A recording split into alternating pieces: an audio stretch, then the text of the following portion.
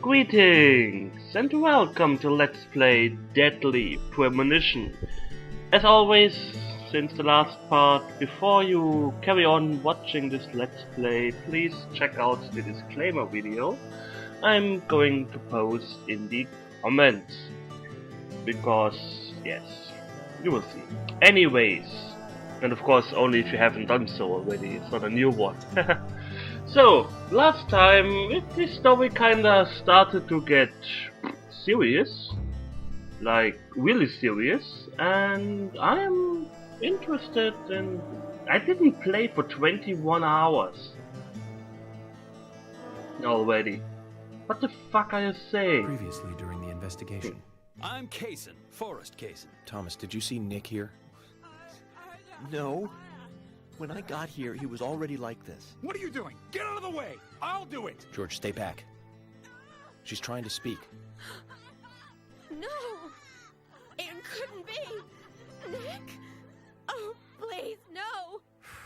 He got us good this time, Zach.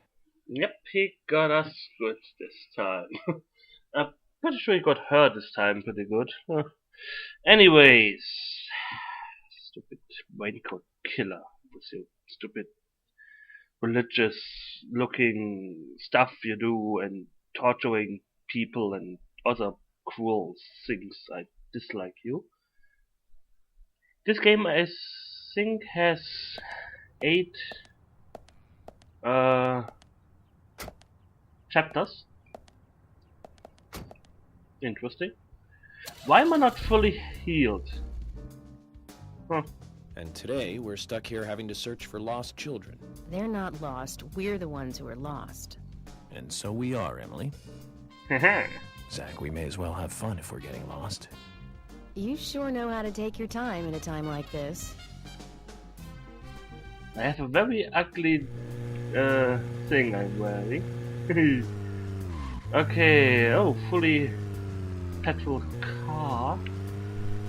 Let's drive. Where the fudge do I have to go?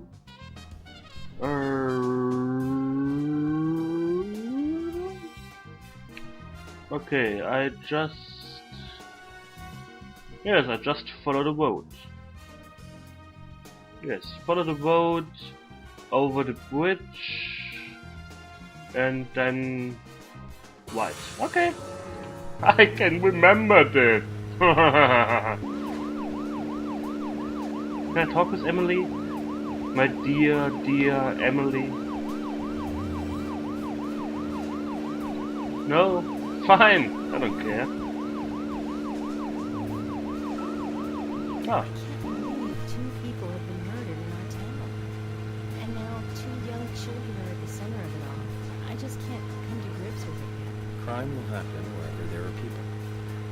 And that's why we have our jobs. It might be easier for you because you don't live here. These were people that I knew were killed. And the murderer might be someone who lives here in this town. It's really depressing. I know. But someone has to bring this murder to justice. You're right, I know. But sometimes I just think I'm not really cut out to be a cop. Not true, Emily. You have the potential to be a superb law enforcer. You can be emotional at times, but you also possess what's most important. I do? What do you mean? What do you think? A sense of justice. Justice. Justice! I must admit, I'm surprised to hear such an obvious answer. I thought you'd say something else. Obvious or not, I joined the FBI in order to do what's right. And that's what's important. I understand, but still, you seem... I'm sorry. I need some time to think. Whatever do you want to think about? Justice.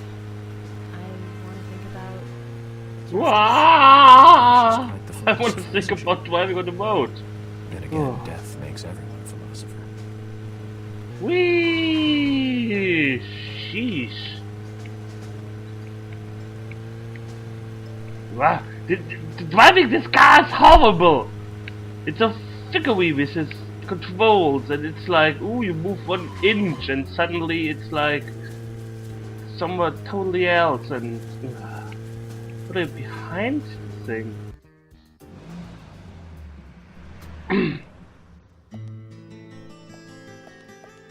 According to Lily, Isaac and Isaiah should be here.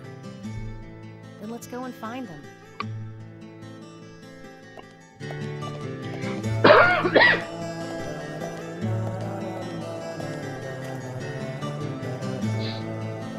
Hello Oh, it's again, music. Isaac and Isaiah.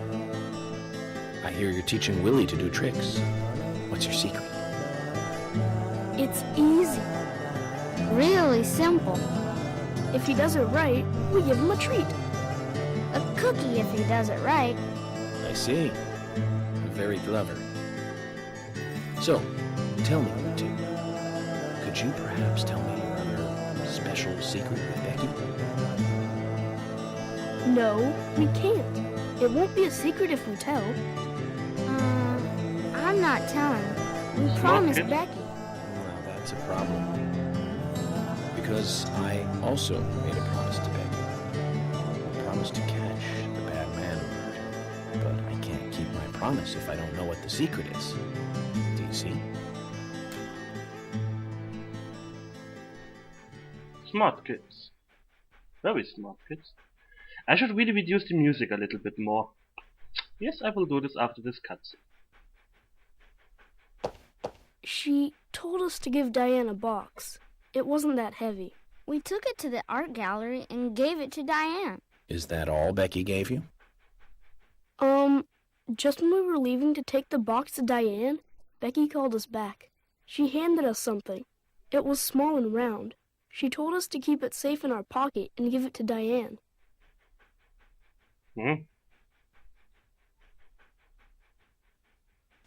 And then you met Carol on your way?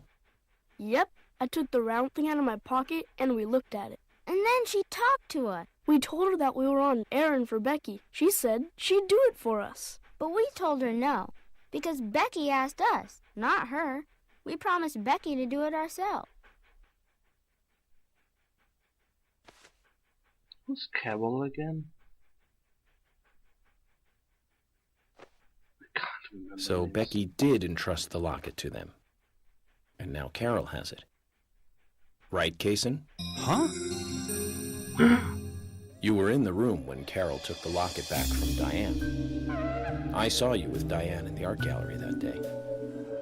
Well, yeah, I was there in the room, but I was only chatting with Diane.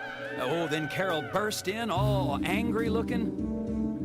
While Carol and Diane had their talk, I just sat there like a frog. Yeah, so Carol took the locket from Diane, but that has nothing to do with me, right?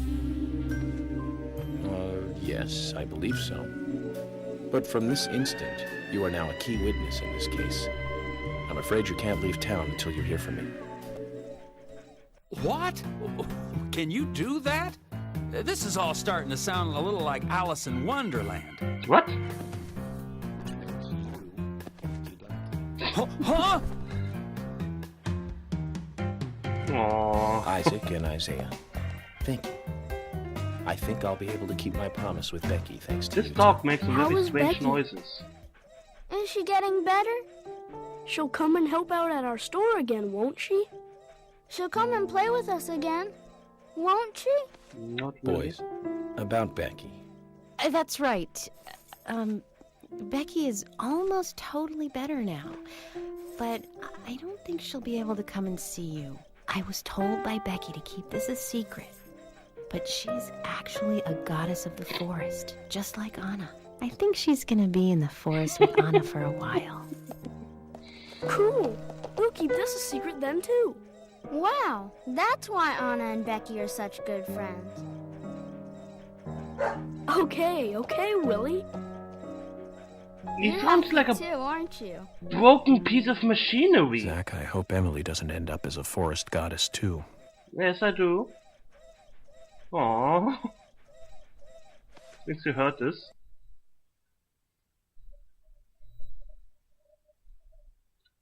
If this raincoat killer does anything to Emily, I'm going to whip his head off Okay then, and Zach. stick it up his ass. Let's go Huh? over what we found out recently about the case. Okay.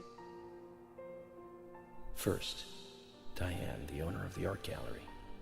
She was out drinking with Nick Cormack in a bar on the night Anna died. Nick confirmed this, and so she has an alibi.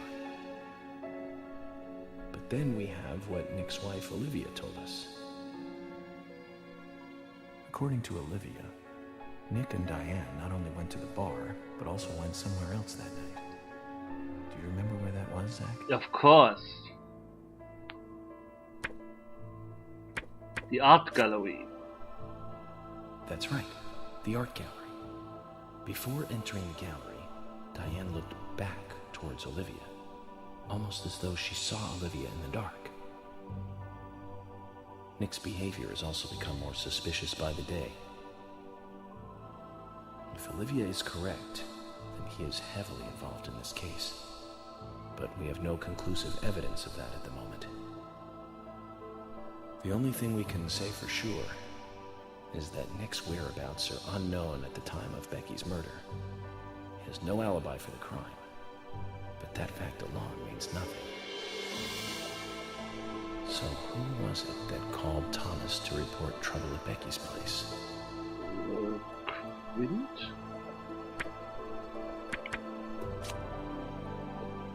That's right. It was Quint, Aha! Becky's boyfriend. He went to her house and saw the tragedy. Now about Becky's murder. I'm embarrassed and mortified. The killer struck again while we were on the case. We found her bitten off tongue. A massive amount of red seeds that poured out with the blood. And an inverted peace symbol, like the one seen at the site of Anna's murder. From the similarities, one can deduce that Anna's killer killed Becky. We also found one other important piece of evidence in Becky's room. Can you remember what that was, Zach? Piece of evidence in Becky's room, the diary?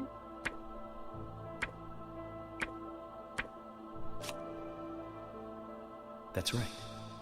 We found a sketchbook in Becky's room. She had apparently written a letter to her sister Diane. It revealed that Becky took a locket from Anna's body at the crime scene. She also admitted to borrowing a pair of Diane's stiletto heel shoes. So Miss Stiletto Heels was Becky. There was something else at the end of the letter. Oh. It said that she handed the locket and stiletto heel shoes to someone.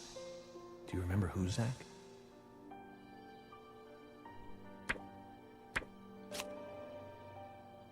That's right, Zach. And from what Isaac and Isaiah told us,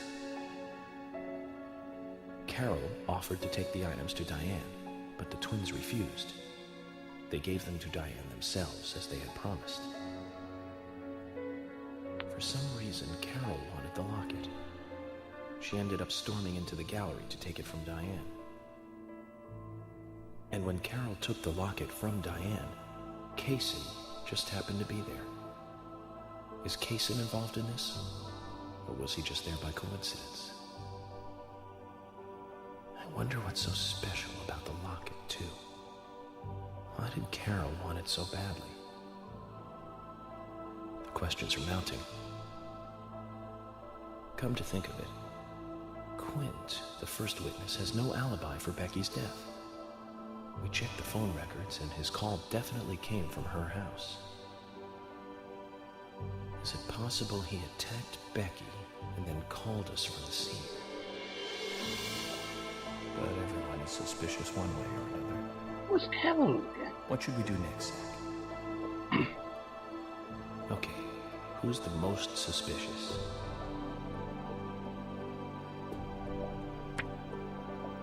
Oof. Most suspicious Nick. No, I don't think so. He's certainly suspicious, but there is someone else at the center of this. Fine, Diane. Oh. That's right. Becky's sister and Carol's enemy, linked to both Nick and Casey.